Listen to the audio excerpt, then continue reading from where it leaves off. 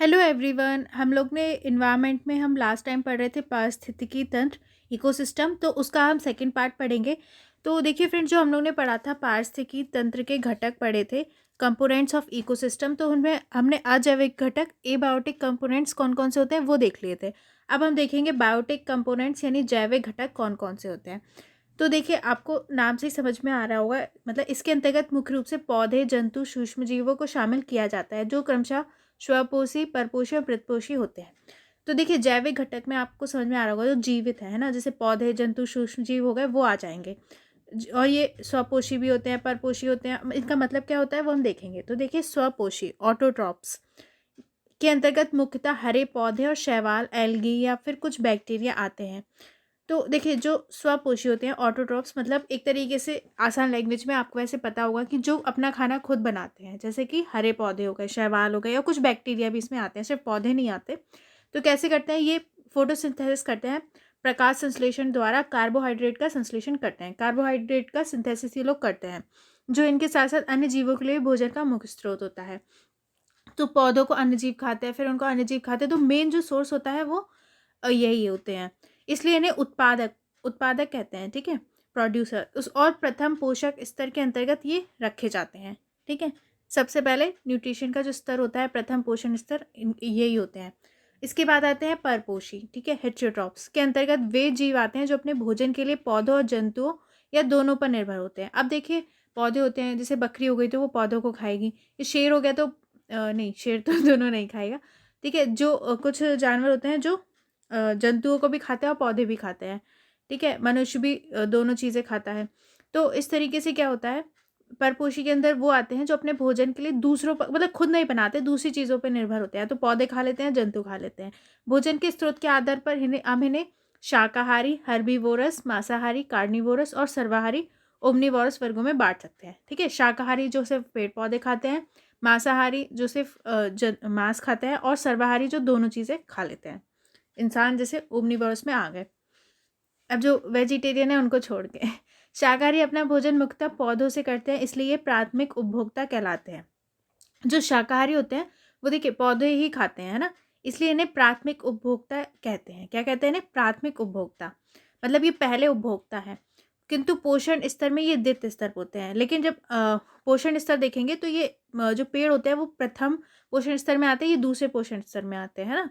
क्योंकि देखिए, ऐसे याद रखिए, जो पोषक तत्व हो गए वो पहले पौधों में, फिर शाकाहारियों में आए, इस तरीके से, ठीक है। लेकिन प्राथमिक उपभोक्ता होते हैं। उपभोक्ता कौन होता है? जो मतलब यूज़ करता है, कंज्यूम करता है। तो ये खाते हैं पौधे, लेकिन पौधे अपना भोजन खुद बनाते हैं, तो वो नहीं होंगे, ये होंगे प्राथमिक उपभोक्ता। अ, ये सब इजी करने के लिए मैं आपको इस तरीके से समझाती हूँ।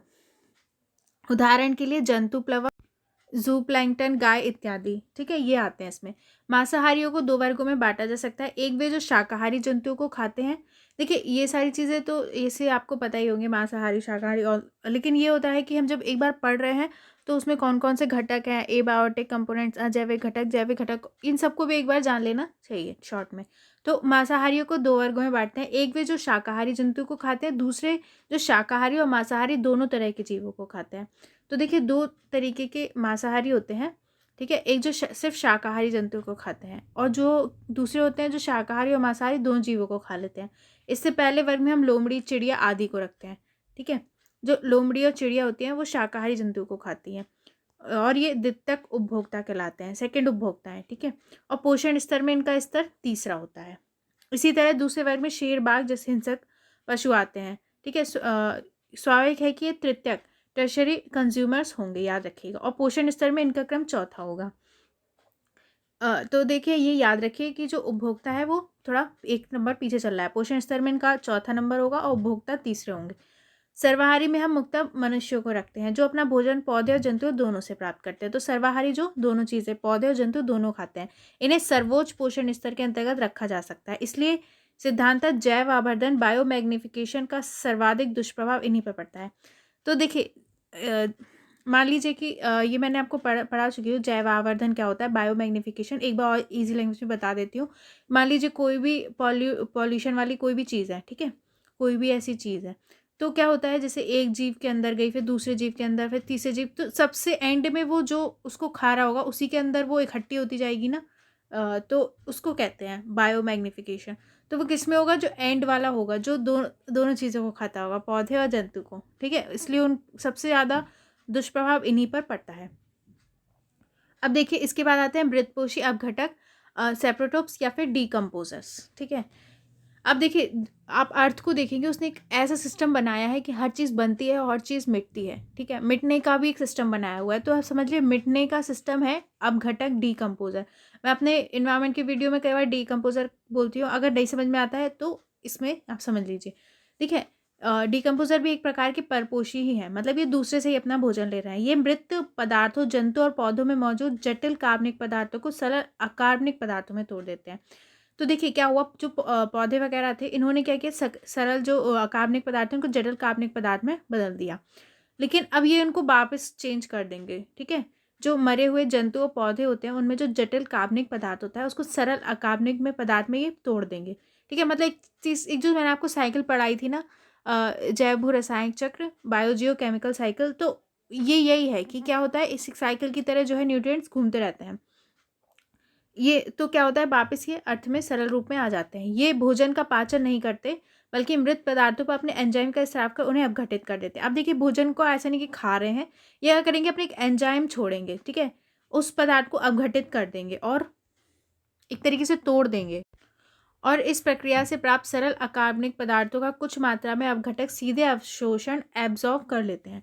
तो क्या हुआ, इन्होंने जो सरल अकार्बनिक पदार्थ था उसको उसको अपघटित कर दिया और सीधे उसको एब्जॉर्ब कर लिया। ये शेष पदार्थ पौधों के लिए पोषण का कार्य करता है।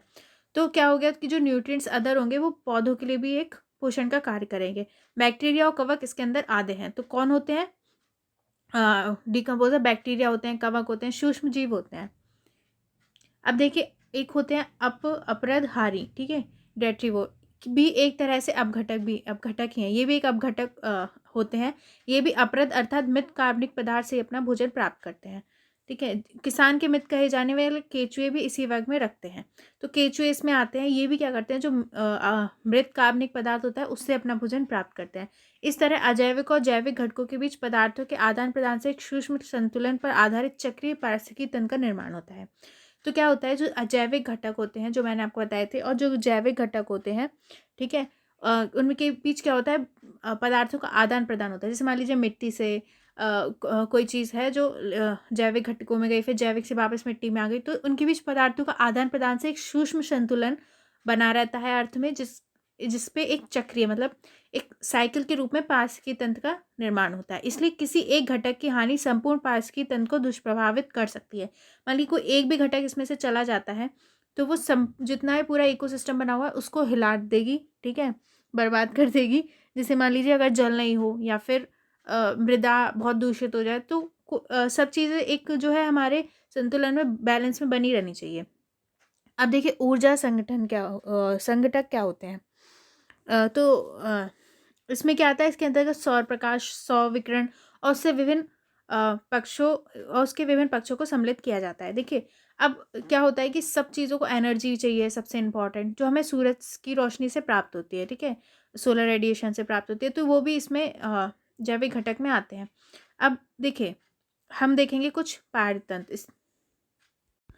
तो फ्रेंड्स जो हमारे पारिस्थितिकी तंत्र हैं वो दो प्रकार के होते हैं। एक तो प्राकृतिक पारितंत्र होते हैं, है ना, जो नेचुरल रूप से बने हुए। एक कृत्रिम पारितंत्र भी होता है जो आर्टिफिशियली बना हुआ इकोसिस्टम होता है। जैसे कि फसल का कोई क्षेत्र हो गया, फसल तो इंसान ने उगाई है ना, ठीक है, उद्यान हो गया, है ना, एक्वेरियम हो गया, ये कृत्रिम पारितंत्र है। और प्राकृतिक पारितंत्र देखिए दो प्रकार के होते हैं। पहले मैं आपको बता दूं, स्थलीय पारितंत्र और जलीय पारितंत्र, ठीक है। एक आप देखेंगे कि जल में अगर कोई इकोसिस्टम बना हुआ है तो उसको। अब स्थलीय पारितंत्र में कौन कौन से आते हैं, वन पारितंत्र, घास पारितंत्र, मरुस्थलीय पारितंत्र और टुंड्रा पारितंत्र, ठीक है। वन पारितंत्र के अंदर आता है उष्णकटिबंधीय सदाबहार वन, शीतोष्ण कटिबंधीय वन, टैगा वन। घास पारितंत्र में आता है उष्णकटिबंधीय सवाना और शीतोष्ण कटिबंधीय प्रेरी, ये आते हैं। जलीय पारितंत्र में आता है फ्रेंड लवणीय और ताज़ा पानी के जो पारितंत्र होते हैं। लवणीय में आ जाएगा समुद्री पारितंत्र, प्रवाल भित्ति पारितंत्र, तटीय पारितंत्र, एस्चुरीज, ये सब मैं आपको अभी डिटेल में पढ़ाऊंगी, एक बार बता दे रही हूँ। आर्द्रभूमि पारितंत्र ताज़ा पानी वाले में जैसे एक रुका हुआ और एक गतिशील। रुके हुए में आता है झील, तालाब हो गया, दलदली और कीचड़युक्त क्षेत्र। गतिशील मतलब जहाँ पानी बहता जा रहा है, जैसे नदी, झरना। तो इतने सारे टाइप्स होते हैं पारितंत्र के। तो हम पहले पढ़ेंगे स्थलीय पारिस्थितिकी तंत्र।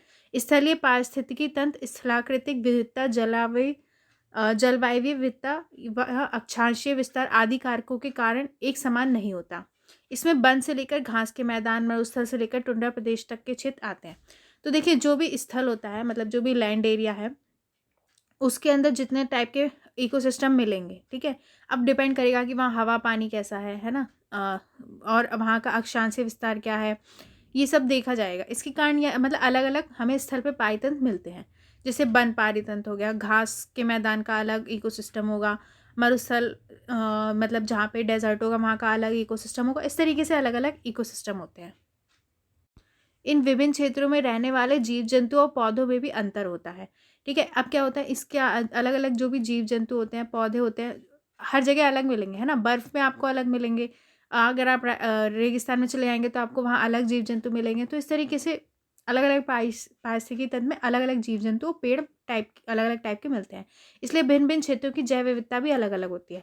अब सब जगह की बायोडाइवर्सिटी अलग होती है। जहाँ एकदम सदाबहार वन कहते हैं, एवरग्रीन फॉरेस्ट, वहाँ का आपकी बायोडाइवर्सिटी सबसे ज़्यादा होती है, ठीक है। और अगर आप ऐसी जगह चले जाएँ जब बारिश नहीं होती है, जहाँ डेजर्ट है, वहाँ पे बायोडाइवर्सिटी कम मिलेगी। तो अब ये इसके आगे का हम नेक्स्ट वीडियो में देखेंगे।